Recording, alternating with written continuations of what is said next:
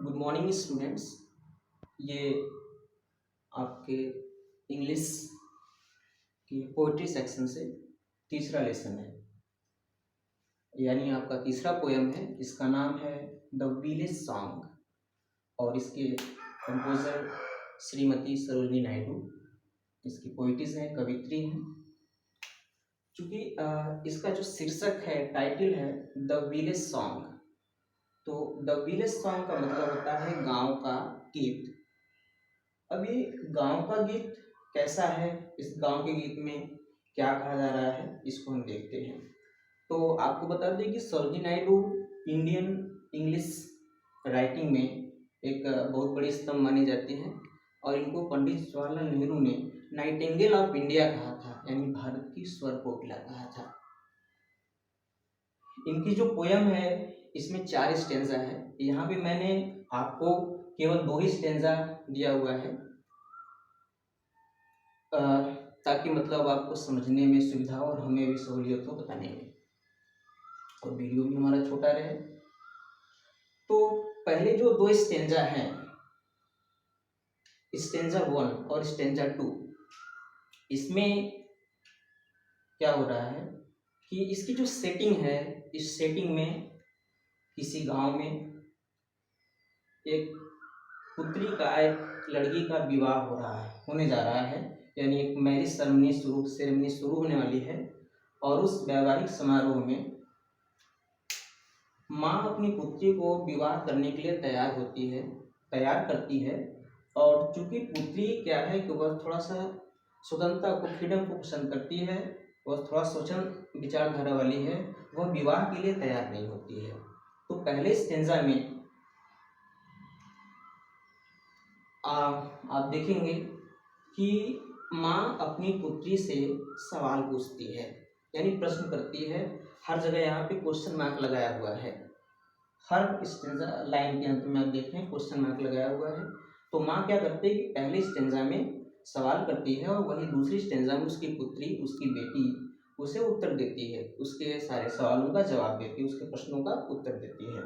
तो in a way this poem is given in a dialogue form, and this dialogue is between a mother and her beloved daughter. तो चलिए देखते हैं stanza 1 by 1। Stanza में शुरू में माँ कहती है, honey child whither are you going? Honey child, Honey means क्या होता है, शहद या मधु। और आप जानते हैं हनी का स्वाद कैसा होता है, इसका टेस्ट कैसा होता है, मीठा होता है, जो हमें अच्छा लगता है। तो माँ अपनी पुत्री को बड़े प्यार से कहती है हनी चाइल्ड। हनी का मतलब यहाँ पे शहद आप मत समझिए, मधु ना समझिए, हनी का मतलब है प्यारी। तो माँ अपनी पुत्री को कहती है, प्यारी बच्ची, विदर आर यू गोइंग। जो विदर वर्ड है बच्चों, ये ओल्ड इंग्लिश का है, ये आजकल यूज नहीं होता है। इसका मतलब होता है वेयर। विदर मीन्स क्या है, वेयर, यानी कहाँ। तो माँ उससे पहले पूछती है कि प्यारी बच्ची विदर आर यू गोइंग, तुम कहाँ जा रही हो। और उससे दोबारा पूछती है दूसरे लाइन में, would you cast your jewels all to the डीजेस blowing. Would you cast your jewels means होता है रत्न आभूषण जो महिलाएं पहनती हैं। कास्ट मीन्स होता है टू थ्रो समथिंग, फेंक देना। योर मतलब तुम्हारा। तो माँ उससे कह रही है, क्या तुम अपने गहनों को, अपने आभूषणों को फेंक दोगी। All to the breezes blowing, breeze मतलब जो मंद वायु होती है, पवन होती है, ब्लोइंग मतलब बहना। तो जो बहती हवा है, क्या तुम अपने गहनों को उसमें फेंक दोगी। अर्थात कहने का मतलब क्या है कि क्या तुम्हारे जो गहने बनवाए गए हैं, आभूषण बनवाए गए हैं तुम्हारे के लिए, क्या तुमने यूं ही व्यर्थ जाने दोगी, क्या वे सब व्यर्थ हो जाएंगे। अब फिर माँ उससे कहती है, would you leave the mother who on golden grain has fed you.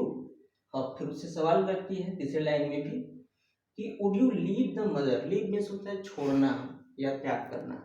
तो क्या तुम छोड़ दोगी द मदर, उस माँ को, हु यहाँ पे जोड़ा है क्लॉज से, who on golden grain has fed you, क्या तुम उस माँ को छोड़ दोगी, क्या तुम उस माँ को छोड़ करके चली जाओगी जो तुम्हें गोल्डन ग्रेन, गोल्डन मीन्स सोने का बना हुआ, ग्रेन मीन्स दाना, अनाज का दाना, जो तुम्हें सोने के दानों से हैज फेड यू, फीड से बना है आपका फेड, जो तुम्हें सोने के दाने खिलाई है, यानी जो तुम्हें सोने के दानों से पाली है। कहने का अभिप्राय यह है कि सोने के दाने का मतलब है कि माँ अपनी बेटी को बड़े ही लाड प्यार से पाली हुई है, यानी बड़े दुलार से, बड़े प्यार से पाली हुई है। वही कह रही है कि क्या तुम उस माँ को छोड़ दोगी जो तुम्हें सोने के दानों से पाली है, जिसने तुम्हारा लालन पालन पोषण सोने के दानों से किया है।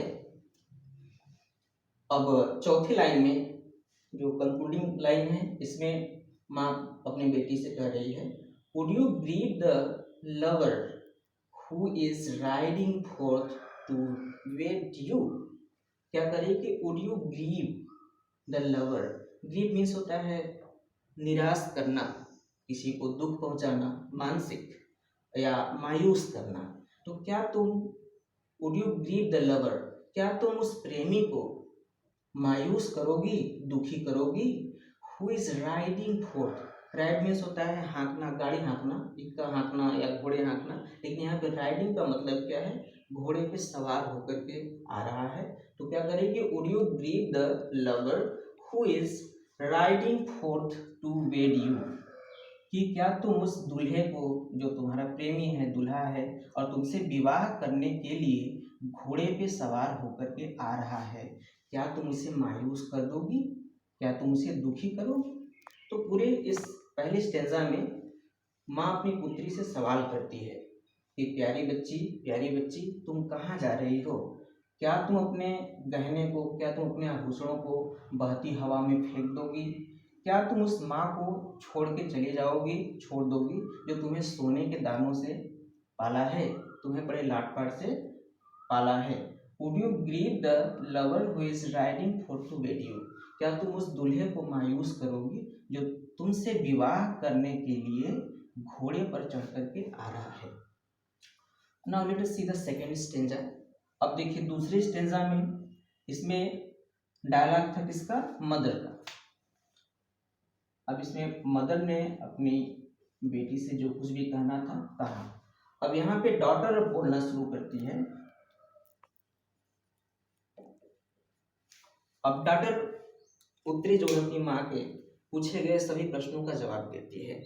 अपनी माँ से कहती है कि मदर माइन, अभी इसको क्या संबोधित की थी, मदर माइन, मदर माइन कह रही है, लेकिन इसने इसको क्या किया था, प्यारी बच्ची। तो यह क्या कर रही है, मदर माइन, माइन मीन्स मेरा, कह रहे कि मदर माइन, मेरी माँ, to the wild forest I am going. अभी क्या कर रही है कि to the wild forest, wild means जंगली, फॉरेस्ट मीन्स जंगल, मैं उस जंगली वन की ओर, यानी जंगल की ओर जा रही हूँ।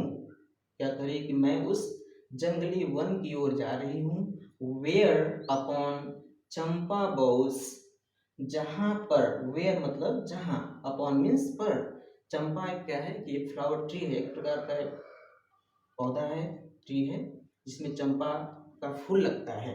तो जहाँ करीब where upon the champa balls, जहाँ चंपा के, वो मीन्स होता है शाखाएं या डालियाँ, जहाँ चंपा के डालियों पे चंपा बर्ड्स आर ब्लोइंग, जहाँ पर चंपा के डालियों पर यानी चंपा की शाखाओं पे चंपा बर्ड्स, बर्ड्स में होता है कली, जहाँ पे चंपा की कलियाँ क्या हो रही हैं, आर ब्लोइंग, खिलती हैं या खिल रही हैं।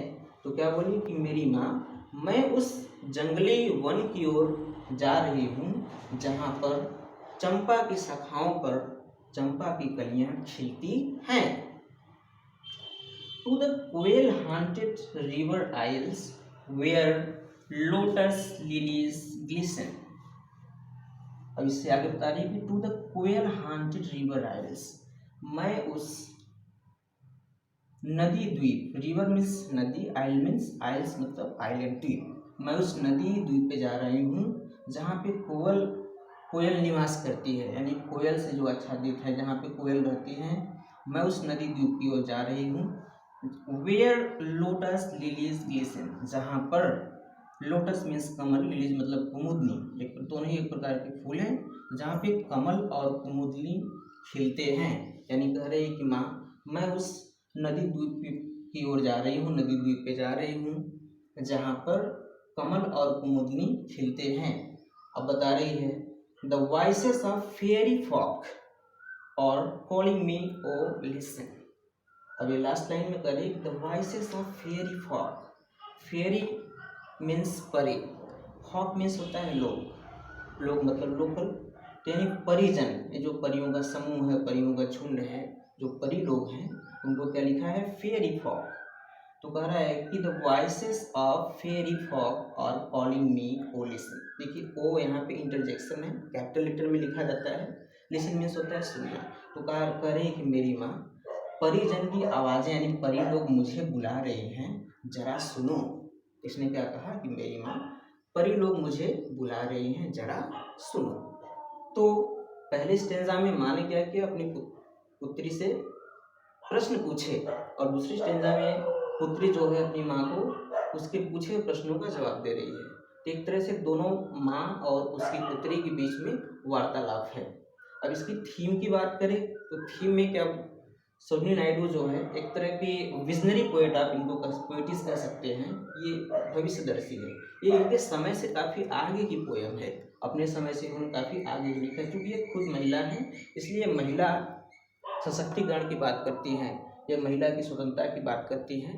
तो यहाँ पे इन्होंने माँ के माध्यम से जो हमारा भौतिकवादी संसार है, मेटेरियलिस्टिक वर्ल्ड है, उसको इन्होंने बताया है।